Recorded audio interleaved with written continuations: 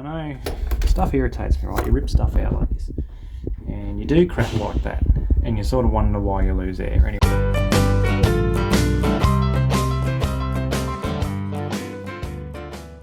that goes round down here. Where is it? Here. It's in here. Probably for the old toilet this was. There, you see there.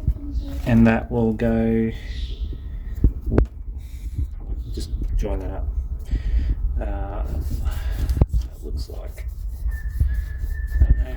It's either quarter or something. I've probably got a joiner for it somewhere anyway. Probably end up chopping that out and joining that up. Right, so quick little... Crikey, what's going on up there? That quick little fix, we utilised the ends. We kept the olives in. So all we were doing was taking out the old T-piece.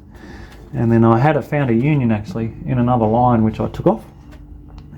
So that's a quick fix without having to run a new quarter line or God knows where that goes. So yeah, nice, quick, easy fix. And that loop hose is gone. We'll come back and cable tie it up later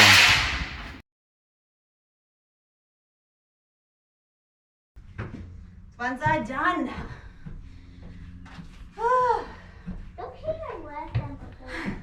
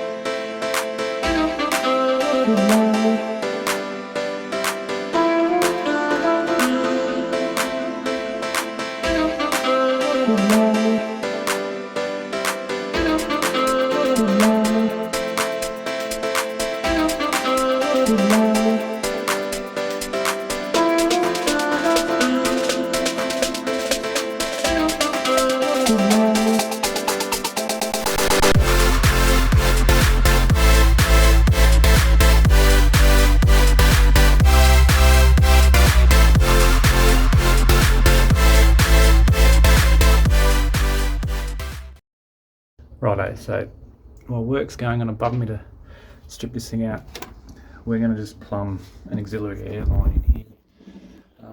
Right now we're going to have a bit of a hunt around, I think. Probably going to be this tank here. So that looks like, I think that's the wet tank. Oh, that looks like the main line that coming out of the compressor. Sort of runs down that way. I'm 90% sure that's it. So we're probably going to try and come out of this one. Right here, this one here.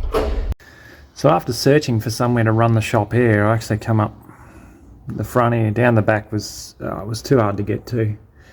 So it's just temporary. It's just so I can get some air into it without firing it up all the time. So we just plumbed into that tank there, around there.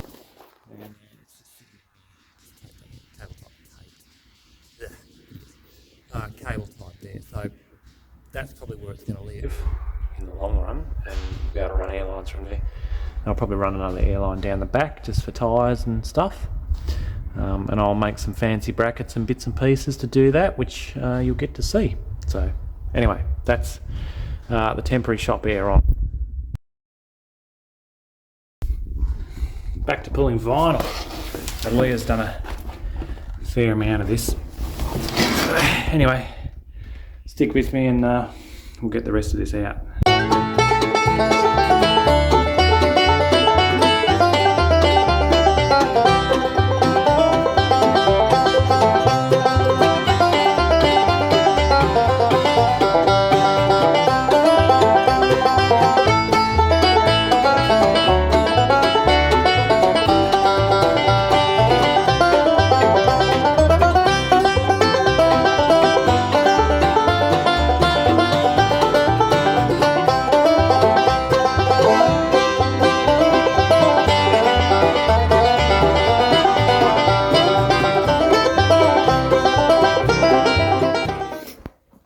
So I'll show you what we've got going on here.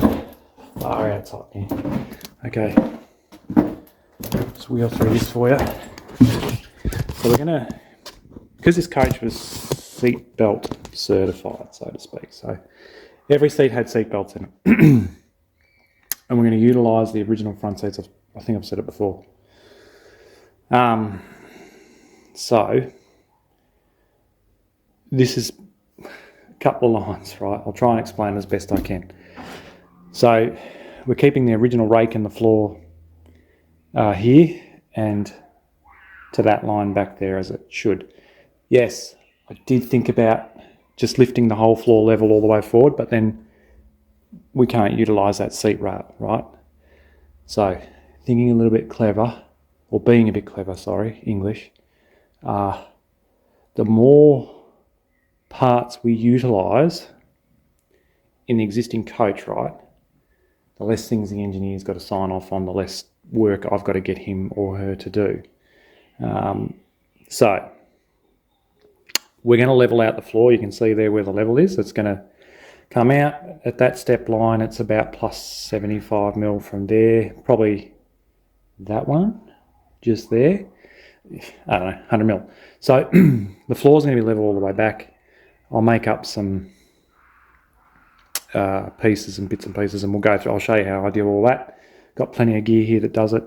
We'll do all the cross pieces out of steel, and I'll fold them because steel is good. Timber's only good for burning, I've been told.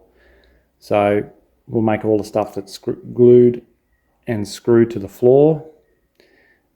We'll continue the floor out here. We're going to just drill out the rivets in these angle pieces shortly. I'm just going to lift them off and have a look behind them. I don't think there's anything there. It could be cable work. There's a fair chance this cladding here has all got to come off because we're going to run power in bits and pieces. Although then again, in saying that, I'll probably utilise the aisle here to run a lot of stuff up and down. I mean, it makes sense, right? You got this beautiful duct here. Might as well use it. So yeah, cool. That's where we're at the moment. Leah did a great job stripping a lot of this out, a lot of the vinyl out. I've done the rest. It's pretty hot in here. I would hate to think it's probably, 30 odd degrees in here. So she's done really well. Righto. It's hot. But we're moving on. So, sorry. Hat racks. All coming out. All of it, including the ducting. And I've been told a clever way to get around this. And I'll reveal that later. But anyway, so I've been around coaches a fair while, most of my life. My dad was a tour coach operator. So I grew up with Dennings and things like that. Now, I saw some stuff about people asking the best way to get these things out. Now, isn't this awesome? Autobus. Tech screwed it. Makes it so easy. So I'm just going to whip along with the tech screw gun. A bit more rubber. And just whip them out, right? I have a horrible feeling this is one piece. And the old man and I debated, well, if you want to pull them out in one piece, you'll have to take the windscreens out. Well, I'm not taking the bloody windscreens out. So, and these are rubbish. Well, they're not going to be used. They're rubbish for me. Whatever. So we're going to pull them apart and then I'm going to cut them up. So if you are getting to this point and you are getting ready to lift this sort of stuff out, if it's riveted, right, just drill the rivets out. Easy. And then what I would do is cut it with a Reciproco saw with probably a metal blade. It's pretty soft stuff. I don't know if you can see in there. It's just 1.8 maybe. 1 mil. Nah, 0.8. It's not thick, right? You could probably roll it up if you were so inclined, if you wanted to be a, I don't know, world's strongest man or woman or whatever. So yeah, that's what I'm doing now. We're going to whip these out and you'll see shortly the end result.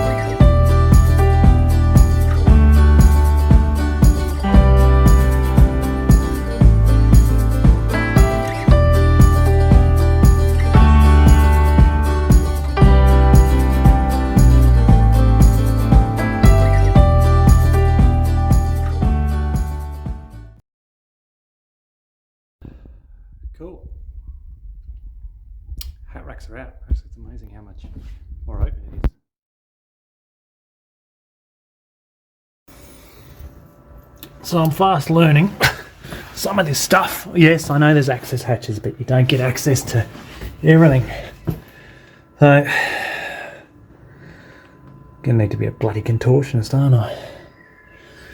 Oh, I did climb in the other way and was standing over the drive shaft over there, but, you know, trying to have a shortcut here, so bear with me while I squeeze up in here to get to the top of the airbag. I should just pull the wheel off, but, you know, we're not there yet. Got a few things to do. Just twist around here. I did take the hatch out and I was like, oh yeah, can't get up there. I tell you what, for, you know, God knows how many times it's been around the clock, I don't want to know. Don't even want to think about it. But, you know, that's some wire I threw out before. Okay, we're getting there. This is where I've got to get up to. I noticed on the later ones, I think shit. Alright, we'll get there. Bear with me. Bear with me.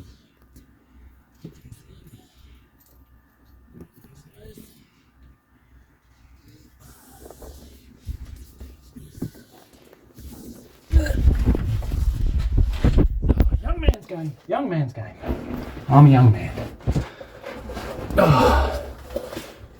Well, we're in here somehow. See this shit? This shit drives me insane. That shit.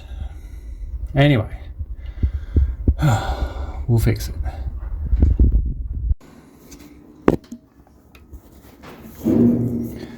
All done. Stainless washers, not aluminium. The aluminium ones are too thick, so I couldn't be bothered, so I went and found some stainless ones. It doesn't look too bad under here, actually. So for 20... Where's my calculator? I don't know, 28 years or whatever. Looks pretty good under here. Anyway, but to the Volvo engineer who designed that, I hope you choke on your scone at the Christmas party, because seriously, that's a pain in the backside.